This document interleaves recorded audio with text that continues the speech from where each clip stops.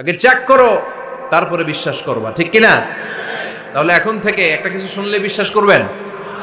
একজন এসে বলল, ভাইজান আপনার মেয়েরে দেখলাম আরেক ছেলের সাথে বাজারে ঘোরাফেরা করে, ওই রমনার বটমূলে দেখলাম আপনার মেয়ে আরেক ছেলেরে নিয়ে ফষ্টি নষ্টি করে, লোকের কথা বিশ্বাস করে বাসায় যে মেয়ের চুলের মধ্যে ধরে মাইর, আইজো মার কাইলো মাইর।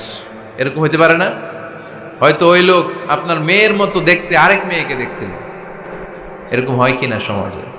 একজন এসে বললো, ভাই আপনি এখানে ভাবিরও তো দেখলাম ওই জায়গায় আরেক লোকের সাথে ঘোরাফেরা করতেছে, খবর রাখেন না বাসা? আপনি রেগে মেগে, ঘটনা কি? আমার খেয়ে আমার পরে আরেকজনের সাথে, যে এই বাড়িতে যে মায়ের কোনো কথা নেই। দেখবেন যে ছোট্ট মারামারি থেকে এই ঘটনা অনেক সময় বিচ্ছেদ বা ডিভোর্স পর্যন্ত গড়ায়, ঠিক কিনা? ওই যে শোনা কথায় কান দিচ্ছেন, ফাতা ভাইয়ন, আপনি চেক করেন নাই। হয়তো আপনার স্ত্রীর মতো দেখতে বা আপনার স্ত্রী যে জামা পরে, যে পোশাক পরে, এরকম পোশাক পরে আরেক নারীকে দেখছে, আপনার বউ না এটা। আপনার মেয়ের ব্যাপারে যে তথ্য দিয়েছে এটা সঠিক নয়, সে আপনার মেয়ের মতো আরেকটা মেয়েকে দেখেছে, এসে আপনার কাছে বলে দিছে, আপনি বিশ্বাস করছেন। ভেজাল আছে না নাই? এই ভেজালগুলোকে থামানোর জন্য কোরআনে এই বিধানগুলো নাজিল করেছে কে? তাহলে ফরিদপুরের ভাইয়েরা, সমাজটারে সুন্দর রাখার তথ্য একটা শুনলেই বিশ্বাস করবেন না। সিলে কান নিয়ে গেছে শুনলেই সিলের পিছনে দৌড়, নাকি? কি করবেন? আগে কানে হাত দিয়ে একটু দেখবো কান দুইটা আছে না নাই, তারপরে চিলের পেছনে দৌড়াবো। তাহলে এখন থেকে আমরা তথ্য একটা শুনলে বিশ্বাস করব।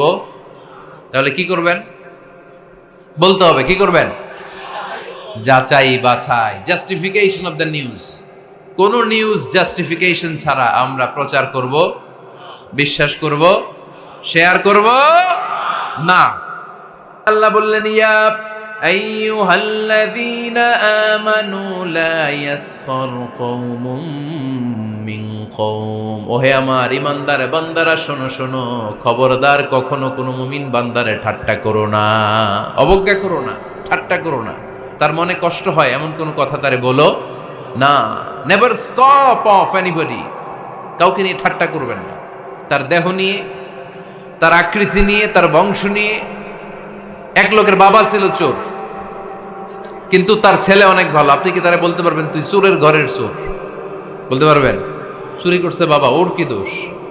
কথা বলেন। এগুলো কবিরা গুনাহ। আওয়াজ করে বলেন তো, কি গুনাহ? কবিরা গুনাহ। কারো আকৃতি নিয়ে, আমার ফরিদপুরের কলিজার টুকরা যুবক ভাইরা, কারো আকৃতি নিয়ে কখনো অবজ্ঞা করবে না, তুচ্ছ জ্ঞান করবে না। এটা কবিরা গুনাহ, এটা আল্লাহ খুব অপছন্দ করেন। এর কারণ আকৃতিটা আমাদের হাতে নাই। আমাদের কারো নাক লম্বা, কারো খাটো, আমরা কেউ কালো, কেউ সাদা, আমরা কেউ স্মার্ট, কেউ অন্যরকম। তো এই যে আমাদের এক এক ধরনের আকৃতি, এটা কি আমি বানাইছি? আপনি বানাইছেন? দিছে কে? এই জন্য কারো দেহের গঠন নিয়ে যদি আপনি অবজ্ঞা করেন, এটা প্রক্ষান্তরে আপনি স্রষ্টাকে নিয়ে অবজ্ঞা করলেন। কারো দেহের আকৃতি নিয়ে যদি আপনি তুচ্ছ করেন, তাকে তুচ্ছ করেননি, আমার রবকে আপনি তুচ্ছ করেছেন। চিল্লায় বলেন ঠিক কিনা?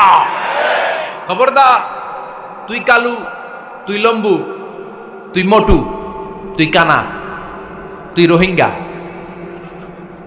আছে না নাই? ইদানিং ইদানিং এটা খুব চলে। এই রোহিঙ্গা নামটা আছে না? ফরিদপুরে এগুলো ঢুকে নাই না? আমাদের ওইদিকে দেখি কি অবস্থা, কারোর সাথে কেউ লাগলে তুই রোহিঙ্গা।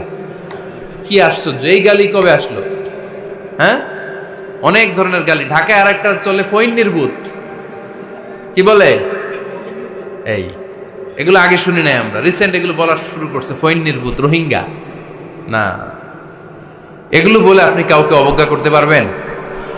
পারবেন না। খবরদার, এটা কবিরা গুনাহ, এটা ছোট গুনাহ মনে করবেন না। কারণ আকৃতি নিয়ে তুচ্ছ করা যায় না, কারণ আকৃতি দান করেছে কে? হুয়াল্লাযী ইউসাউইরুকুম ফিল আরহামি কাইফা ইয়াশা লা ইলাহা ইল্লা হুয়াল আজিজুল হাকীম। তিনি এমন সত্তা, যিনি তোমাদের চেহারার অবয়ব দিয়েছেন, তোমাদের আকৃতি দান করেছেন তখন যখন তোমরা মায়ের পেটের ভেতরে ছোট্ট জোকের মতো ছিলা। মায়ের পেটের ভেতরে আমরা যখন সবাই এত ছোট্ট, তখনই আমাদের চেহারার আকৃতি দিয়েছে কে? কে সুন্দর হব, কে ছেলে হব, কে মেয়ে হব, কে মোটা হব, কে চিকন হব, আমার ইচ্ছা হয়েছি? আওয়াজ করে বলতে হবে, কার ইচ্ছায়? প্রত্যেককে যদি আল্লাহ প্রত্যেকের নিজের চেহারা ডিজাইন করতে দিতেন, আল্লাহ যদি বলতেন তোমার চেহারাটা কেমন হবে তুমিই ডিজাইন করো, তাহলে আপনি আপনারা কেমন বানাতেন? হ্যাঁ বলেন, ফরিদপুরের ভাইরা বলেন, সুন্দর করে বানাতেন তাই না? সবচাইতে স্মার্ট, সবচেয়ে সুন্দর করে আমি আমার চেহারাটা বানাতাম যদি আমাকে ডিজাইন করার সুযোগ দেওয়া হতো। কিন্তু এই সুযোগ তো আল্লাহ দেন নাই। ডিজাইন স্বয়ং করে দিয়েছেন কে? কোন নারীকে যদি আল্লাহ বলতে এই নারীরা তোমাদের চেহারা কার কেমন লাগবে তোমরা বানাও, প্রত্যেক নারী কি করতো? বিশ্ব সুন্দরী করে নিজেকে বানাতো। খুদ ধরার মতো কোনো জায়গা সে নিজের জন্য রাখতো না, ঠিক কিনা? কিন্তু এটা আল্লাহ দেন নাই। এই আকৃতিটা আমাদেরকে সরাসরি দান করেছেন কে? খবরদার, আমাদের অনেকে বিকলাঙ্গ, আমাদের অনেকের হাত ছোট, পা বড়, দেখতে মোটা, কেউ চিকন কেউ কালো। খবরদার, কারো আকৃতি নিয়ে কখনো কোনো অবজ্ঞার সুরে, ঠাট্টার সুরে কোনো কথা আমরা বলবো না। রাজি আছেন? সবাই রাজি আছেন? আল্লাহ রাসূল সাল্লাল্লাহু আলাইহি ওয়াসাল্লামের এক সাহাবী ছিল, নাম ইবনে মাসউদ রাদিয়াল্লাহু তাআলা আনহু। ওনার পায়ের নলা ছিল খুব চিকন, অস্বাভাবিক চিকন, স্বাভাবিক না। তো উনিও এটা ঢেকে রাখতেন, দেখাতেন না কাউকে। একদিন উনি খেজুর পাড়ার জন্য খেজুর গাছে উঠলেন। খেজুর গাছে ওঠার পরে নিচ থেকে সাহাবারা পায়ের চিকন নলা দেখে ফেলছে। দেখে সবাই হাসি, সবাই হেসে কুটি কুটি। বিশ্বনবী বললেন, হেসো না, খবরদার, আমার ইবনে মাসুদের পায়ের চিকন নলা দেখে হেসো না। আমার ইবনে মাসুদের এই পায়ের চিকন নলা যদি মিজানের পাল্লায় উঠিয়ে দেয়া হয়, কিয়ামতের দিন উহুদ পাহাড়ের চেয়েও ভারী হয়ে যাবে।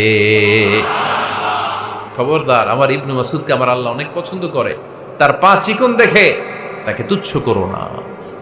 আল্লাহর হাবিব সাল্লাল্লাহু আলাইহি ইসলামের 11 জন স্ত্রীর মধ্য থেকে একজন স্ত্রী ছিলেন একজন স্থূল আকৃতির, অবিসিটি ছিল, একটু মোটা।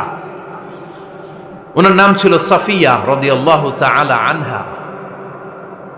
আম্মা জান আয়েশার সাথে একবার সাফিয়ার ঝগড়া। নবীদের বউদের মাঝে মাঝে মাঝে ঝগড়া হতো, তবে সেটা হতো মধুর ঝগড়া। সুবহানাল্লাহ পড়েন। আম্মা জান আয়েশা রাদিয়াল্লাহু তাআলা আনহার বাসায় একদিন বিশ্বনবী বসা ছিলেন। আরেকজন স্ত্রী, বিশ্বনবীর আরেকজন স্ত্রী রান্না করে কিছু খাবার আম্মা জান আয়েশার ঘরে পাঠিয়েছেন। এক দাসী দিয়ে বলল, যাও এটা আয়েশার ঘরে দিয়ে আসো, কারণ নবী আয়েশার ঘরে। আম্মা জান আয়েশা রাদিয়াল্লাহু তাআলা আনহা বললেন, এগুলো কি? ওই দাসী বলে, তরকারি। কে দিছে? অমুক স্ত্রী। কেন দিয়েছে? আমি কি রান্না করতে পারি না? তোমরা রান্না তোমরা খাও। এই কথা বলে পাতিল সহ উড়ায় মারছে চেহারার মধ্যে। এর কারণ ওনারা মানুষ ছিলেন, মানবীয় ব্যাপারগুলো ওনাদের মধ্যেও কাজ করত। আবার এক স্ত্রী ঝোল দিয়ে রান্না করে কিছু খাবার নিয়ে এসেছে। আম্মা জান আয়েশা রেগে মেগে ওই ঝোল নিয়ে ওই স্ত্রীর গালের মধ্যে মেখে দিয়েছেন। বিশ্বনবীর আরেক বউয়ের গালের মধ্যে ওই ঝোল লাগাই দিস।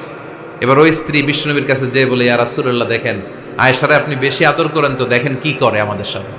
এই যে আমাদের গালের মধ্যে ঝোল মাখাই একেবারে মেকআপ বানাই দিচ্ছে। বিষ্ণু ইসা ইসলাম বললেন, তাই আয়েশাকে ডাকো। আম্মা জান আয়েশা রাদিয়াল্লাহু তাআলা আনহা আসলেন। আল্লাহ রাসূল সাল্লাল্লাহু আলাইহি ওয়াসাল্লাম বললেন, তুমি কি আমার এই স্ত্রীর সাথে এমন আচরণ করেছো? আম্মা জান আয়েশা বললেন, করেছি। কেন? আম্মা জান আয়েশা বললেন, তখন মেজাজটা গরম ছিল, এখন বুঝতে পারতেছে আসলে এই কাজটা করা ঠিক হয় নাই। এবার বিশ্বনবী বিচার করবেন। বিশ্বনবী বললেন, আল কিসাস, যেমন করা হয়েছে বিচার হবে তেমন। তোমার গালে যেমনি ঝোল লাগাই দিছে, তুমি একটু ঝোল নিয়ে আয়েশার গালে লাগাই দাও। সুবহানাল্লাহ পড়বেন না? ওই স্ত্রীও কিছু ঝোল নিয়ে আম্মা জান আয়েশার গালে লাগাই দিল। এখন দুইজনে হাসতেছে, বিশ্বনবীও হাসলেন, আরশের উপর থেকে খুশি হয়ে গেলেন কে? তো স্ত্রীদের মধ্যে মাঝে মাঝে এটা ঘটতো। সাফিয়া রাদিয়াল্লাহু তাআলা আনহা ছিলেন একটু মোটা। আম্মা জান আয়েশা বললেন, ইয়া রাসূলুল্লাহ, দেখেন আপনার মুটি বউ, আপনার মুটকি বউ, এই মুটি বউ বলে একদিন একটা গালির মতো দিয়ে ফেলছে। আল্লাহ রাসূল সাল্লাল্লাহু আলাইহি ওয়াসাল্লাম রেগে গেলেন, বললেন, আয়েশা এটা কেমন কথা? তুমি বললা মুটি, আমার সাফিয়ারে তুমি মুটি বলে গালে দিলা রে আয়েশা। ইয়া আয়েশা লাকাদ কুলতি লা কালিমা লাউ মুজিজাত বিমাইল বাহরি লামাজাজাতহু। এমন একটা মন্তব্য তুমি সাফিয়ার ব্যাপারে করে ফেলেছো রে আয়েশা, এই কথাটা যদি সাগরের নীল পানির মধ্যে ছেড়ে দেয়া হয়, এই কথার পঙ্কিলতার কারণে, এই কথার কর্দমাক্ততার কারণে, এই কথার পঙ্কিলতার কারণে সাগরের সব পানিগুলো মুহূর্তের মধ্যে কালো হয়ে যাবে। এই কথাটা সাগরে ফেলে দিলে সাগরের নীল পানি পুরোটা কালো হয়ে যাবে। আয়েশা, খবরদার, কাউকে তুচ্ছ করে অবজ্ঞা করে কখনো কিছু বলা যাবে না। এই জিহ্বাটা এটা ভয়ঙ্কর একটা অঙ্গ। বেশিরভাগ পাপ এই জিহ্বা দিয়ে হয়। কি দিয়ে হয়? এজন্য সাহাবারা জিহ্বা ধরে মাঝে মাঝে জিহ্বার মধ্যে ব্যাত মারতেন। আর বলতেন জিহ্বা তোর জন্য আমি আটকে যাব কিয়ামতের দিন। আমলিক আলাইকা লিসানাক, নিজের জিহ্বার মালিক নিজে হন। আপনার জিহ্বার মালিক যেন শয়তান না হয়ে যায়। জিহ্বা আপনার, শয়তানের ভাষায় আপনি কথা বলেন কেন? খবরদার, প্রতিটা কমেন্ট, প্রতিটা কথা, প্রতিটা মন্তব্য, এগুলোর ব্যাপারে কিয়ামতের দিন পাই টু পাই করে আপনার কাছে আল্লাহর সুপ্রিম কোর্টের কাঠগড়ায় দাঁড় করিয়ে আপনারা জিজ্ঞেস করবে কে? এজন্য বিশ্বনবী বলছেন মাইয়াদমানলি মা বাইনা লিহিয়াইহি ওয়া মা বাইনা রিজলাইহি আদমান লাহুল জান্নাহ। আমার কোন উম্মত যদি দুইটা অঙ্গের গ্যারান্টি আমারে দেয়, আমি আমার উম্মতকে জান্নাতের গ্যারান্টি দেব। দুইটা অঙ্গের, একটা হলো জিহ্বা আর একটা লজ্জাস্থান। দুই চোয়ালের মাঝে যা থাকে লিজ্জা, জিহ্বা, আর দুই পায়ের মাঝখানে যা থাকে লজ্জাস্থান। এই দুইটা অঙ্গের গ্যারান্টি যদি বিশ্বনবীকে আপনি দেন যে নবী জিহ্বা আর লজ্জাস্থান এই দুইটা অঙ্গের কোনো পাপ আমি করব না, নবী বলে আমি দুনিয়ায় তোমার জান্নাতের গ্যারান্টি দিলাম। এজন্য জিহ্বাটারে সামলান, যা মনে চায় বললেন না। খবর আছে না নাই? খবর আছে। মা ইয়ালফিযু মিন কাউলিন ইল্লা লাদাইহি রাকীবুন আতীদ, যা মুখ দিয়ে বের হয় লিখে রাখার জন্য দুইজন ফেরেশতা রেডি করে রেখেছে কে? চিল্লায় বলেন। যতদিন আমরা বেঁচে থাকবো ততদিন থাকবে আমাদের কাঁধে। আমরা মরে যাবো, এই ফেরেশতারা উড়াল দিবে, ঠিক কিনা? দুই কান্দে জি ছিল যে তোমার দুইজনা পাহারা, তোমারে একলা থইয়া পালাইছে তাহারা। তোমার আটকুঠুরি নয় দরজা বন্ধ এবার হলো রে হলো, মুখে আল্লাহ রসুল সবে বলো, ও মুখে আল্লাহ রসুল সবে বলো। দুয়ারে আইসাছে পালকি নাই হরি গাও তোলো রে তোলো, মুখে আল্লাহ রসুল সবে বলো, ঠিক না? এজন্য সাবধান। আমলিক আলাইকা লিসানাক, নিজের জিহ্বার মালিক নিজে হন। মন যা চায় মুমিন তখন ইচ্ছা মতো মন মতো কোনো মন্তব্য ছুটতে পারে না। বিশ্বাসী বলে যদি নিজেকে দাবি করেন, নিজের জিহ্বার মালিক নিজে থাকার দরকার আছে না নাই?